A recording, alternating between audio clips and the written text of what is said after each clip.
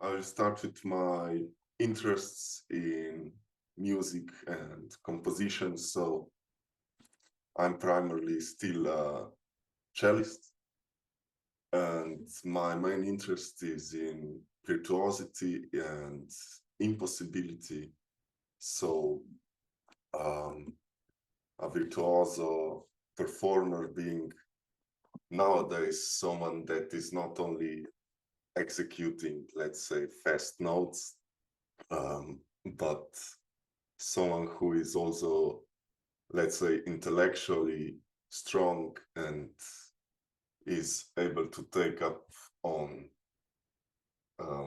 let's say, impossible material and encourages composers to develop music further. So I found the workshop in general to be so fulfilling and thought-provoking. It was a real joy to delve deeper into so many composers, different approaches to composing music, to the relationships they have to other music, the relationships they have to material.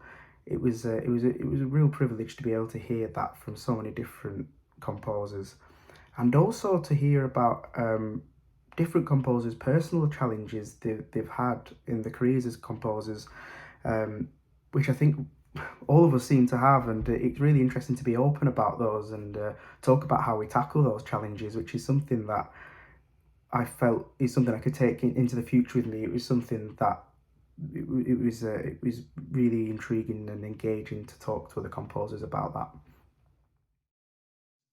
After hearing what you said on Monday, especially, and reflecting a bit upon it, I want to start with this little disclaimer, because it reminded me how necessary and at the same time impossible it really is to talk about music, and how nice it is that we have the chance to do it here, and that, of course, we need this culture technique of words and trying to translate it into scores and whatnot, in order to share this beauty that is music, and at the same time it is completely impossible in the end to explain what that means subjectively and as a shared idea that we have about music. And then that at the same time it's highly personal and very intimate. And so thanks to you to share this with us. And also I say this because I'm highly anxious and unsure about my approaches, and I'm happy that we have the safe space here to exchange these approaches, which are in the end always fuzzy and a bit incomprehensible. And so that being said, this is the disclaimer. Don't pin me down to what I said, because when I try to come up with words for what it is I think I do, sometimes even the moment I have words for them, they might not be true anymore, or the next sentence is a contradiction to what I said before. So it's all really a process, and yeah, that's just the little disclaimer. What are my principles? As I said it before, I'm a trained jazz vocalist and a trained political scientist, social scientist.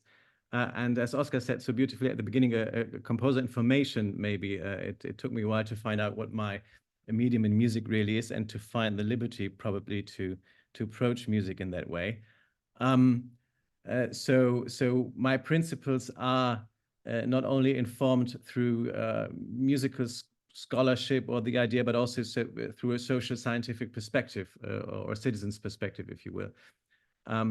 And so one thing which I find is really important is to share limitations and contradictions and doubts and vulnerabilities through music and through the work. And I say this because if you look at social media or the world we live in, there's all these people explaining the world to you, and everyone seems to know what is right and wrong, and it's always either or, and there's these strong ideologies. And I find this really intimidating, and I don't think it's true. I think we are all, to a great extent, made up of doubts, and no one shares those doubts and vulnerabilities. And I think it might be easier to come up as societies if we would share these vulnerabilities. And I think music is a way to do it. And I think you make yourself vulnerable already. If you try to come up with a piece of music and you put it out there, and then obviously people react to it.